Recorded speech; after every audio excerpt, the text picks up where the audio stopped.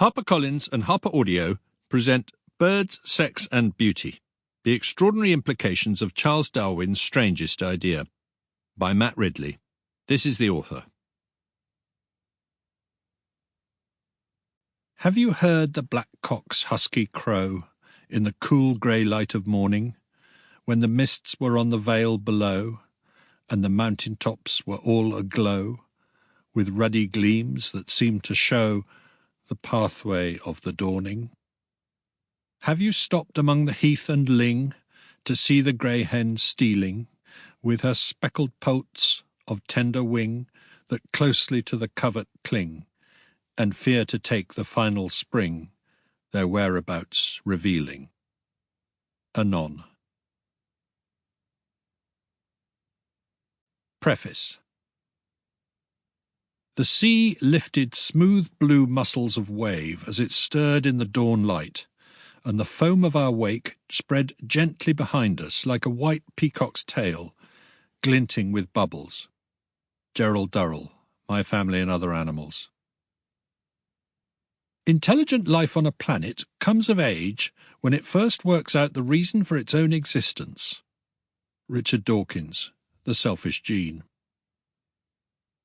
Two books that left a big mark on me were My Family and Other Animals by Gerald Durrell and The Selfish Gene by Richard Dawkins. One helped turn me into a naturalist as a child, the other into a scientist as a student. Both authors are superb writers, exquisite manipulators of syntax, vocabulary and metaphor. I was lucky to get to know them both at various stages of my life. But whereas Durrell was a witty witness to the beauty of nature, infecting the reader through a form of magical realism with a fascination for wildlife of all kinds, Dawkins is a penetrating analyst of underlying truth, persuading the reader to understand the surprising implications of evolution in fresh ways. I have long been frustrated by the wall that divides scientific analysis from natural history writing. For me, nature is both magical and fascinating, both beautiful and true. To understand it, you must dive deep and dissect the genes, the molecules, and the numbers. But to appreciate it, you must stand back to watch and experience nature in awe and wonder. To do one without the other is, for me, deeply unsatisfactory. The two need not be in conflict.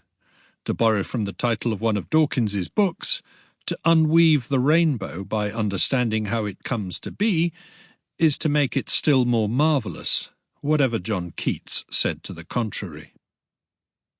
I decided to write a different book from all my previous ones about science, to attempt the kind of natural history prose I have loved since childhood, while still delving into the science behind it. Birds, Sex and Beauty aims at an ambitious fusion of the genres of natural history writing and science writing. I have deliberately interspersed the two styles. Chapter by chapter, I chronicle a single spring morning at a single spot on a lonely hill, watching a single group of extraordinary birds. But alongside this, I use what I see to open and explore a trove of insight, painstakingly acquired by diligent scientists over many years.